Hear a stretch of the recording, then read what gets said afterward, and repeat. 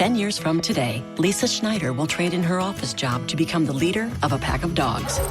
As the owner of her own dog rescue, that is. A second act made possible by the reskilling courses Lisa's taking now with AARP to help make sure her income lives as long as she does. And she can finally run with the big dogs. And the small dogs, who just think they're big dogs. That's why the younger you are, the more you need AARP. Learn more at aarp.org/skills. BTW, FYI. Visit Nexplanon.com RN to learn about Nexplanon. It's an adjustable implant, 68 milligrams radiopaque. Or ask your HCP IRL. Okay, TTYL.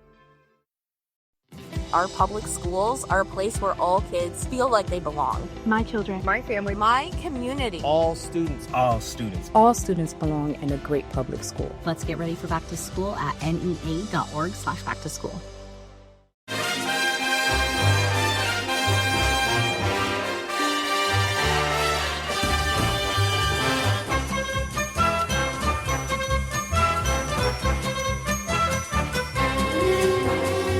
Hello everyone and welcome to How Are the Podcast. It's Gav and you join us for another newsy type pod as we're here to talk about a bunch of transfer things and also some off the pitch stuff for Sunderland. And I am joined for the first time on this iteration of the podcast by James Copley of the Sunderland Echo. How are you, mate?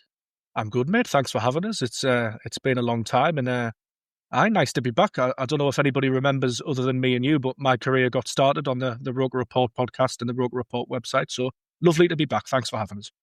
Aye, it was a while. Probably 9-10 years ago when you were just a young pup. I know. young and daft, I think.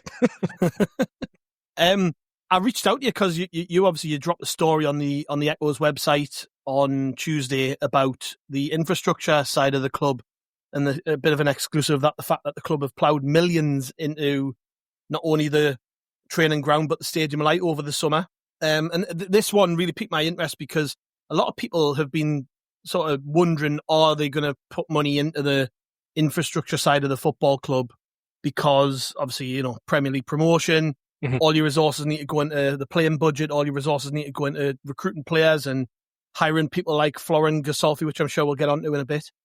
But this one is interesting because I think the football club, it's almost like there's a switch that they've flicked. It's like, right, we're in Premier League mode now and we have to spend all of this money. Would that be accurate, do you think?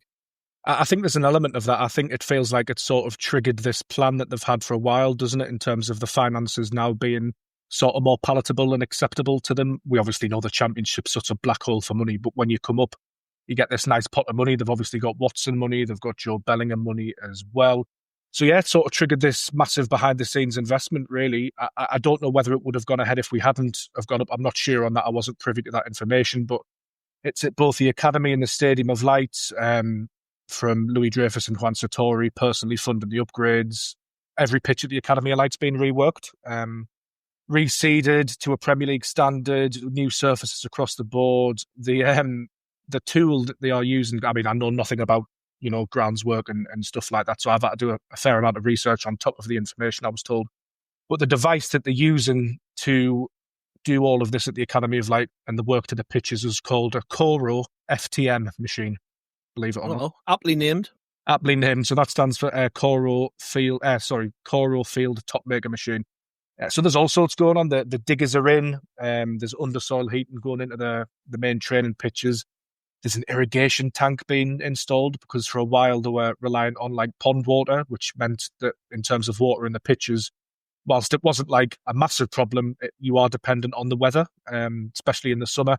There's like little bits and pieces like new fencing going around the under-18s pitches, but to be honest, I was up there last year and I didn't even notice that was rusting, but apparently it was and it's getting redone, so that's nice. Indoor and outdoor 3G pitches resurfaced and restored, various cosmetic and functionality improvements. Apparently there's going to be some sort of Mediterranean-style flower bed at the front of the academy. I'm not quite sure what that means, but apparently it's going to lift the day-to-day feel, so that's good. And there's a couple of things going on at the Stadium of Light as well. I know for a fact the press room is being reworked, the players' lounge is being reworked. It wouldn't surprise me. I saw some photos of the press room. Yeah, they came across as well. It wouldn't surprise me. There's like a little TV rooms in the tunnel at the Stadium of Light. It wouldn't surprise me if they're getting done, although I haven't seen anything about that.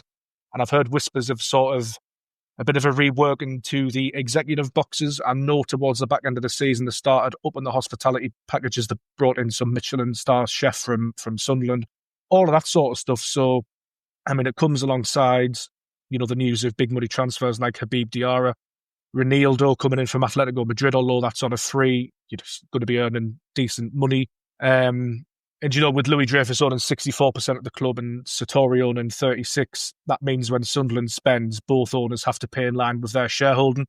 So if something costs like $1 million, KLD would contribute 640, Sartori 360. So it sort of underlines their commitment to the cause, I guess. I know maybe we can talk about it a little bit. There's been question marks over Sartori for a while in terms of his involvement with Madrox for a long period of time. But if you're criticising that, which is absolutely fair, I guess you also have to sort of acknowledge and understand his role in the Renaissance as well, going from League One to the Championship to the Premier League, because he's been, although not as active as Kiri Louis-Dreyfus, he's certainly been a factor. But it's all about lifting standards, isn't it?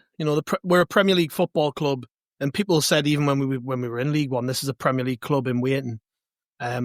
Sleeping giant and all those sort of things. We are genuinely a sleeping giant, and that means lifting the standards across the board. It means that not just on the day-to-day stuff, but on the pitch as well. And when the world's media turns up at the Stadium of Light for that first game against West Brom, not in the Championship anymore, West Ham. When they turn up on the first day for that game against West Ham, that they turn up at the Stadium of Light and like, bloody hell, this is a proper ground. Facilities are top notch. And then when players are turning up to see the Academy of Light, they are wowed by what they see, because you've got to think, while we've been out the Premier League, all these clubs, even the likes of Burnley and Leeds, I don't know if you've seen it, like Bournemouth's training facilities. Yeah. They've just got this state-of-the-art, like little clubs that really, small. Bournemouth are not a big club, but their training facilities are unbelievable. And these are clubs we're going to be competing with. And when we're trying to attract players to the football club, we've got to be able to bring them in and show them what we've got, and they're going to be wowed by it. So I honestly think it's almost as important as any of the little finicky bits, other little finicky bits like the ticket office being relocated and the club shop being brought up to standard. All these little things matter a lot about the image of the football club. Yeah, they do. I think the devil is in the detail. We should probably praise the commercial arm of the club as well, David Bruce, all of that sort of stuff. For a long time, the kit situation, the availability of the quality of them was poor, wasn't it? But that's an area which has really been maximised now, which is good. And I think, Gav, obviously the Academy of Light is a brilliant facility and has been for as long as Bob Murray built it, and it remains a state-of-the-art facility. But with big facilities and big institutions and big football clubs that spend a little bit of time in League One or the Championship, they can very quickly go downhill, if that makes sense. They can very quickly start to decay and be outdated and stuff like that. And while Sunderland's Academy of Light was never quite at that point, it is good to see and encouraging to see that maybe it's just the edges are being rebuffed a little bit and it's been brought up to a sort of real modern standard. And I think you hit the nail on the head. It's almost as important as any income and transfer deals, isn't it, to me, because it feels like this is that sort of level of sustainability that we all want for Sunderland, and they're giving it a good go in terms of off the pitch and on the pitch. I think that's hugely important. Yeah, and obviously academy recruitment and academy development is massively important to what we do, whether we're in the Premier League or we're in the Championship. And it's not just about attracting first-team players, it's about bringing in, lads who are going to play in the 18s, the 21s, the 16s, all the way down to under 7s level. Yeah.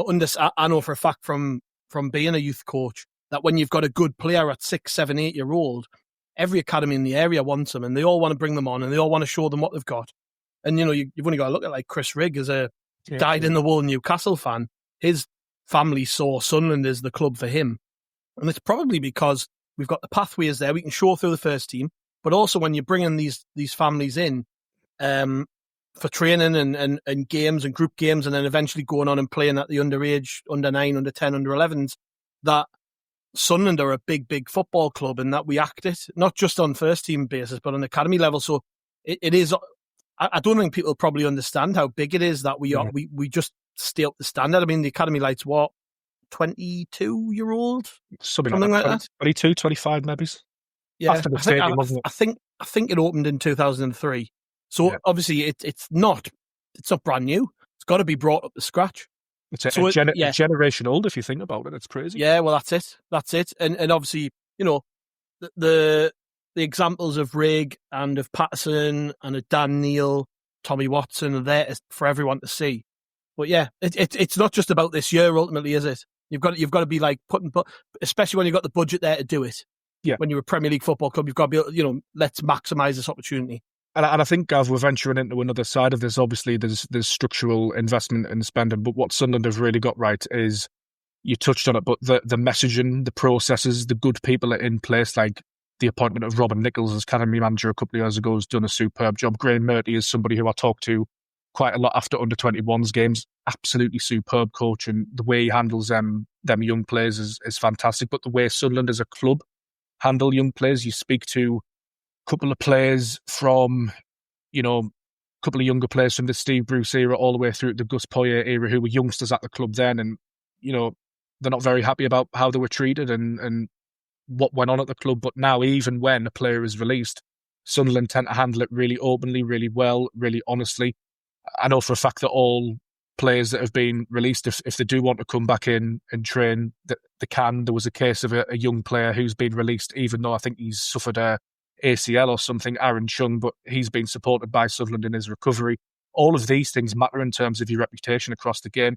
And it goes back to me when Christian Speakman and Kirill Dreyfus first came in and we signed Callum Doyle, and it was like signing this 17-year-old centre-back for, and Speakman's referenced it in interviews, but the way Sunderland handled that transfer, handled that player, communicated with Manchester City, played him, but knew crucially when not to play him as well, because if you remember, he dropped out of the side towards Sunderland's eventual promotion, was a marker that actually Sunderland can handle young players, and the reputation sort of built around that. And there's loads you could say on it. Obviously, they got to the Premier League 2 playoff final a couple of years ago, didn't they? They played in Europe last year.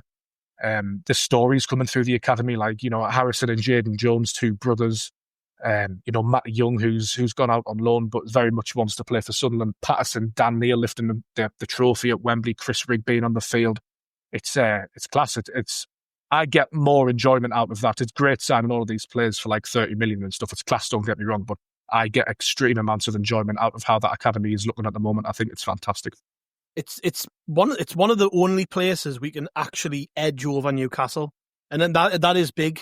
When you think about our reputation locally, you've got to think like, obviously they've got all this money. I don't know how long the Saudis are in it for at Newcastle, but with all the promises they made to their fans about what they're going to do, it's impossible to think Sunderland could compete on that level in terms of pure just financial muscle. But where we can compete is academy level. Absolutely. Yeah, we can bring in, we can offer these kids more than what they can. And we're continually proving that. And I mean, I know I listen back to the chat we had with Simon Ramsden last week, and he was talking about how, when he was coming through, we were top performing Premier League club, so it was difficult for him to get his chance. It's obvious, the likes of Dan Neil wouldn't have probably became captain of Sunderland if we'd been in the Premier League. Patterson wouldn't have got his chance as number one. You wouldn't be playing Chris Rigg, a 15-year-old. But that doesn't mean to say that going forward we can't continue to set the standard in different ways. And I just think it's such an important thing that we become the club of the, I don't know how you put it, the club of the youth, maybe? Yeah. The one where like young players and young fans want to come, but crucially young players, because like, when you talk about what would we fetch if we sold Rigg today? What would we fetch if we sold Dan Neil today? It pays for the academy itself. Yeah, well, it's so important you get them building blocks right. Look at Tom Watson. How many games did he play for us in the end? 16, 17? I think 6 starts he had. Scored 3 goals, albeit one very high-profile one, after a transfer had been agreed. So, I mean, that just goes to show, doesn't it? I mean, the talent coming through that academy. And, I would make the point as well that not everybody's experience at the academy is universal. Like, it is largely positive. But you still get the likes of Mason Kocher, who decided for whatever reason it wasn't for him. Haven't spoken to him or his family, but I'm sure he's got his own reasons. Toby Bell was poached by Chelsea. So there are, some cases in which players do leave. But if you flick back to the Madrox era, where pretty much everybody left apart from Patterson and Neil, it is crazy. And you raise an interesting point, Gav, about Sunderland being able to blood all of these players in the first team, being in League One and the Championship. And that's really interesting to me going forward in terms of how does that pathway now change? Do you rely more heavily on the loan system? Do we field them in the cups, all of that sort of stuff? I don't think they're going to field a team in the Papa John's Trophy. So no. I'm interested to see how that pathway develops, because you don't want that production line to stop, do you? It needs to change, obviously, because you're in the Premier League and hopefully Sunderland are going to stay there for a while. But yeah, I would imagine they'll lean heavily on the loan system now. But again, I'll go back to the Graham Murty point. Like, great place to just go and play football, because you stand and you watch him and he's so demanding of these young players, but in the nicest possible sense. There's a lot of stories from around the history of football of people being very harsh and bullying, and you have to safeguard these players. They are young lads at the end of the day, but in a very highly charged, like, uber competitive, ultra professional environment. And he handles that line and that divide of telling them what they need to do, but doing so in a way that's constructive. And I think that goes all the way through the academy, that clear messaging. And I think that's as I say, it won't work for every player, but it's a real unique selling point to the club. Yeah. In terms of investment, shifting a little bit, playing staff in the first team.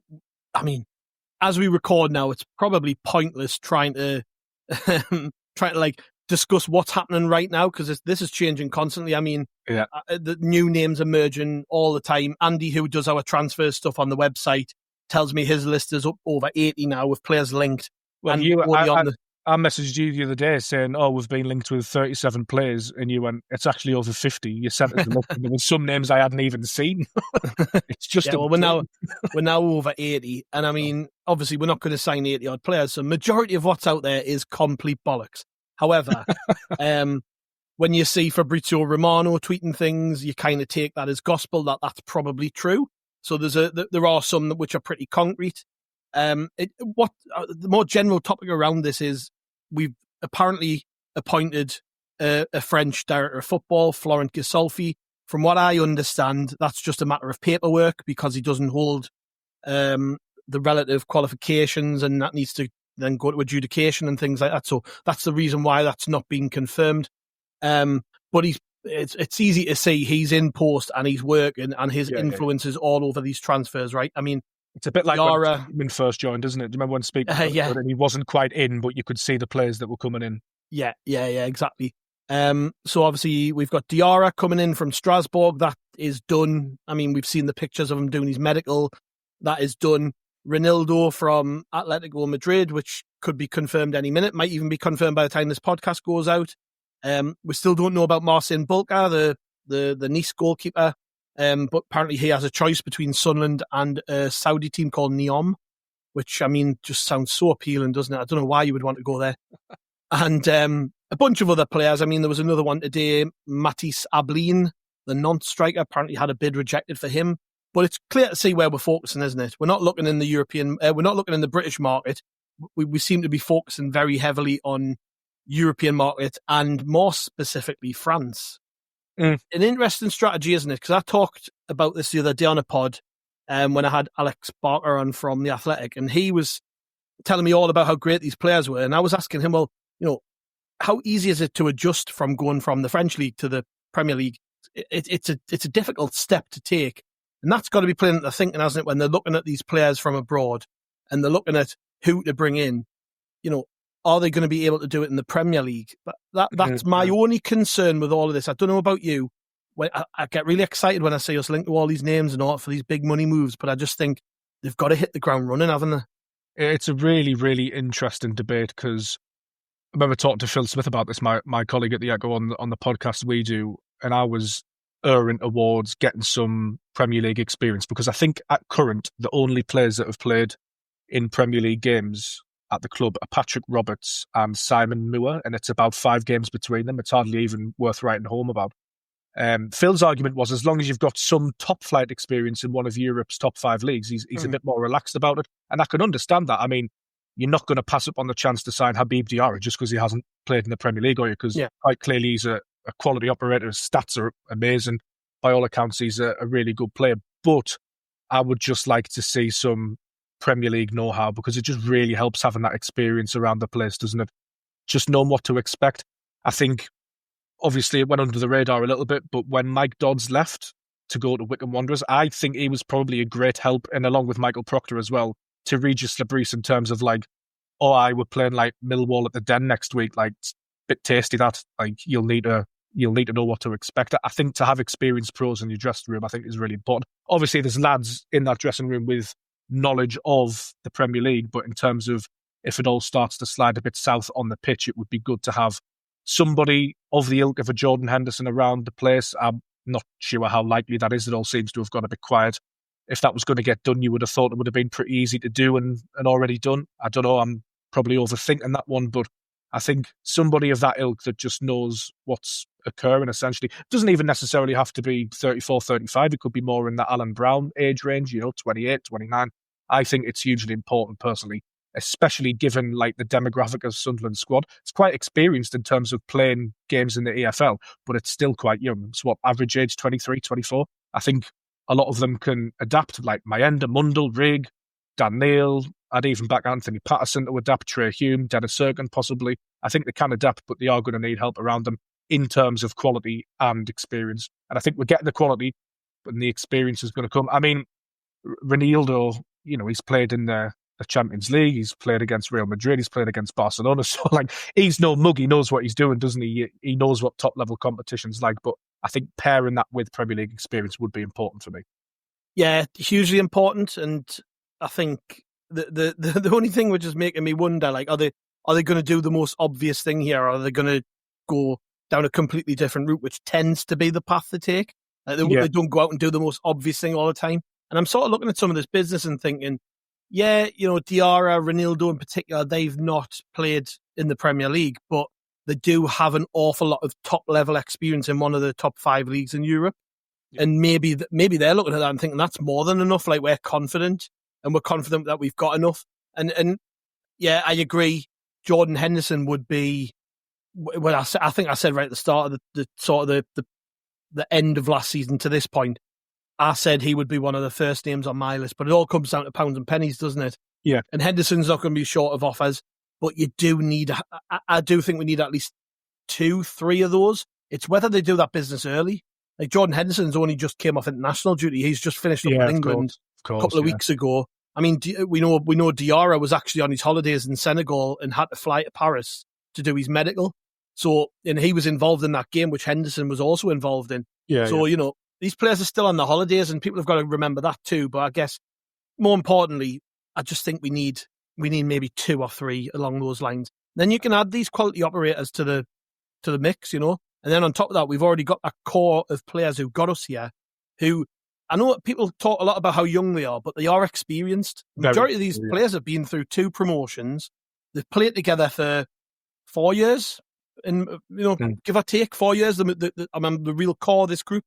And how many clubs does that happen at, where the core of the team stay together and go through some pretty big experiences? I mean, it doesn't happen that often. I just think you can't get away from the fact that the Premier League experience isn't there. I think what's also interesting as well is it's great to get excited about these players. Hopefully they're going to come in and contribute, especially when you're spending 30 mil on them. But like, you just never know how it's going to pan out, because when we signed Alan Brown and Salis Abdul Samed, I thought that was going to be the key that unlocked Sunderland's promotion. I thought genuinely that could be hugely important. And while they did play their parts, had you said to me at the beginning of the season that it would be Tommy Watson and Eliza Mayenda doing the business at Wembley for Sunderland to go up, I would have found that really hard to believe, in terms of, I would have thought would have been driven by a Brown or a Samed.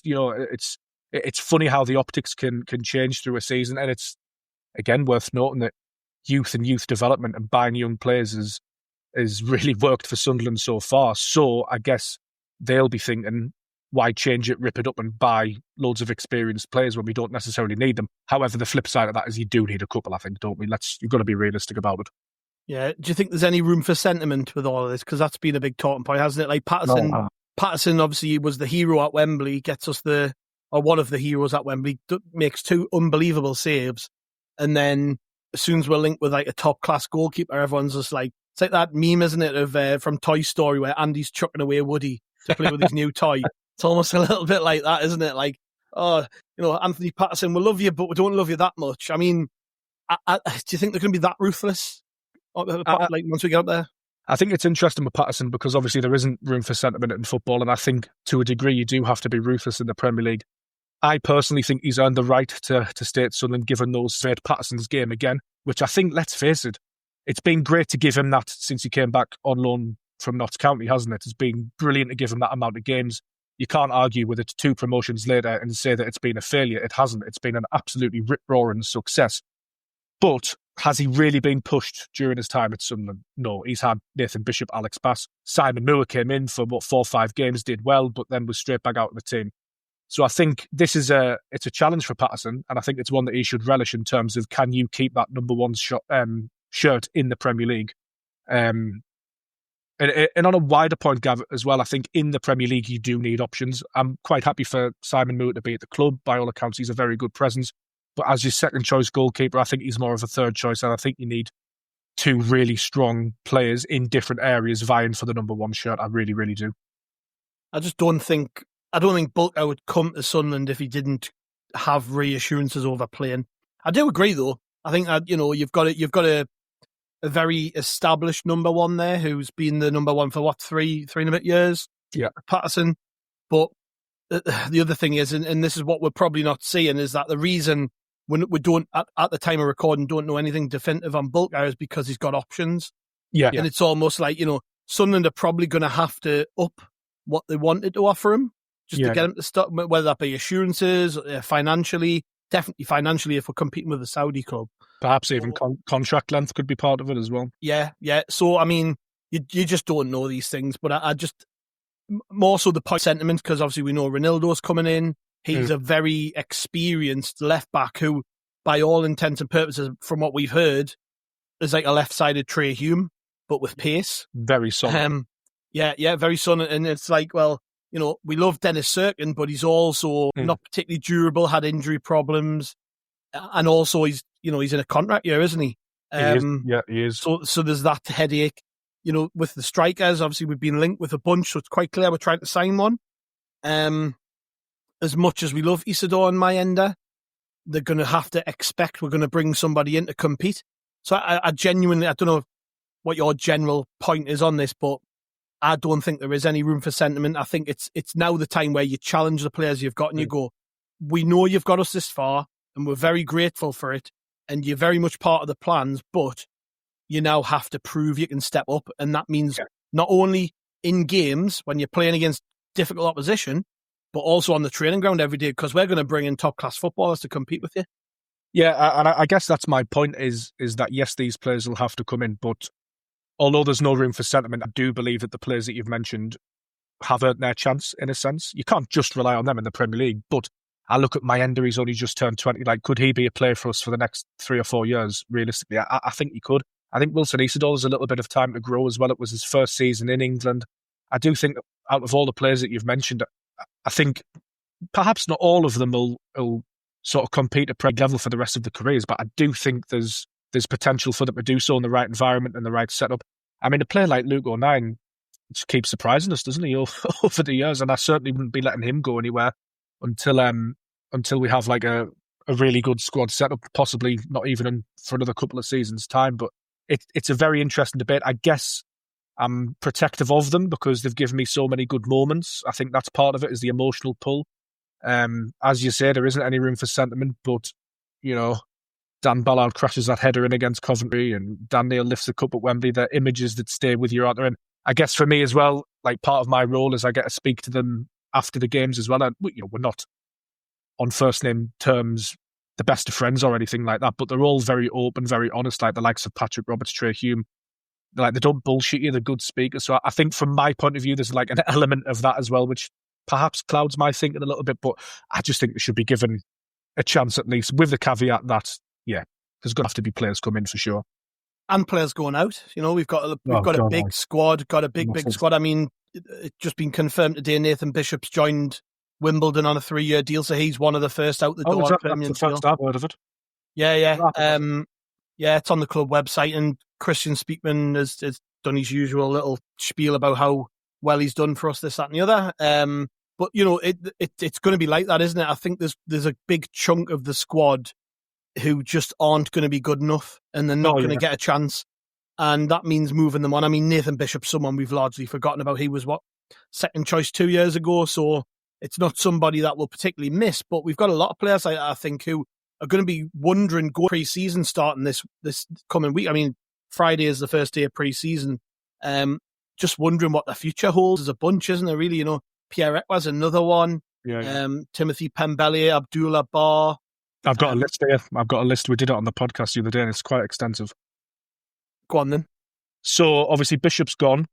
You're probably looking at a Matty Young loan. Blondie probably go. Huggins could be a potential loan, but you never know. Sealed Hjelde, Elise perhaps up in the air. Anderson, Zach Johnson, Pembele.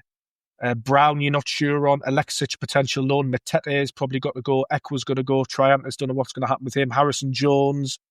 I mean, and then you get to the likes of Paveda, Aushish, Bar. Like, we've got to be moving them on. Abdullahi, loan, or perhaps he'll stay in the under-21s. Hemir Rusin. Ogunsui, perhaps a loan as well, or he could stay in the under-21s. So that's like, I think out of 36 players in the squad, I think that's 17 players. Or 16 that'll need to go. It's like, I mean, talking about earning your money for the new sporting director and Christian Speakman, but that's a lot of deals to get done. Yeah, and then in the 21s as well, there's going to be, naturally, that thing we talked about, that stepping up, that bridge, because we're becoming a Premier League football club, all of a sudden there's going to be a clutch of young players who are in a bit of limbo and they don't know what I mean, I've seen today that we've allowed Adam Richardson to go on trial with Hartlepool, I think. Yeah. And he's somebody who's actually really talented, I think. But obviously, there's a group of about 6 or 7 goalkeepers now, and it's like you're just not going to get your chance here. So you might as well go and do it somewhere else. And it's a shame. But like I say, I think people we do focus a lot on the incomings, but it's actually just as important. We don't want to have a 38, 39, 40 man squad in pre-season. It's just unworkable. And what will probably end up happening is, because of the incomings and because of the fact we're going over to Portugal, a lot of these lads will get left behind. So it's just as important the club do right by people who we're not going to hang on to, isn't it? Yeah, and I think a lot of these players surely will want to go and test themselves elsewhere, and not every transfer can work, but surely the likes of Rusin and stuff, they'll be wanting a sort of permanent home. Abdullah Bar as well, Aushish. Like, all of these players have got talent, and I think it could work for them in the right environment. It hasn't worked at Sunderland. Just on the goalkeeping situation, though, you're right in everything you say about Richardson. He is hugely talented. And as a youngster, he was actually handed a fairly long contract at Sunderland. And it was expected that perhaps he would take the next step up. But obviously, Patterson's been so good. But it's like you've got Patterson, Adam Richardson, Matty Young, Dan Cameron. And then with the 16s, there's Ben Metcalfe. And then they had produced Toby Bell before that, before he went to Chelsea. And then Jordan Pickford years ago. The tradition this club has for goalkeepers, going back to like Jimmy Montgomery and even Jimmy Thorpe, is like, it's absolutely ridiculous. It's crazy. Yeah, Mark Prudder's got a lot to do with that, hasn't he? He is. He was once described to me as the best thing about the academy, and one of like a Carlton Fairweather figure in terms of behind the scenes, one of the academy's best kept secrets in terms of goalkeepers. Yeah. Well, it's easy to see why we've done so well in that regard. But it's going to be a busy summer, I think. We've got, even while we've been recording, things are happening. It's one of them things, isn't it? Like I say, it's pointless trying to zone in too much on one transfer, because I reckon by the time we come off air, by the time this goes out, more will have happened. So I'm sure it sounds like I've got work to do when I get off this call. I have to be honest. Well, it's been good catching up. Thanks, mate. No, thanks for having us. Really appreciated. Yeah, no problem. And thank you to the listeners. As you know, we are here every single day, sometimes twice a day. So Howie the podcast and the website and all those other good things that we've got going on. So make sure you keep up to date with us. Get subscribed. Yeah, we are here to stay every single day through the summer. Make sure you're listening. Thank you very much. We'll be back tomorrow with another pod. We'll see you then.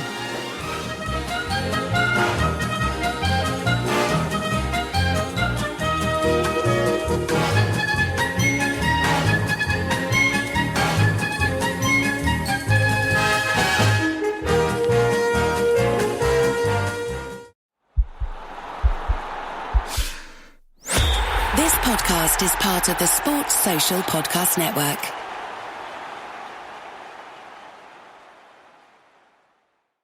This is Hannah Burner from Giggly Squad. O-Pill is the first over-the-counter daily birth control pill available in the U.S. Let's be real, getting a birth control prescription is not always easy, and it's so much admin. In fact, about a third of women face barriers to access prescription birth control. Between scheduling appointments, missing work, class, or just trying to exist, it's a lot. But now O-Pill is putting birth control in our control. O-Pill is a daily birth control that's FDA approved, full prescription strength, and estrogen free, and 98% effective when used as directed. Grab it online or at most major retailers, no prescription or doctor's appointment needed. So if you're thinking about birth control, check out O-Pill to see if it's right for you. Use code GIGGLY for 25% off your first month of O-Pill at OPILL.com. That's code GIGGLY at OPILL.com. Birth control in your control. We love to see it.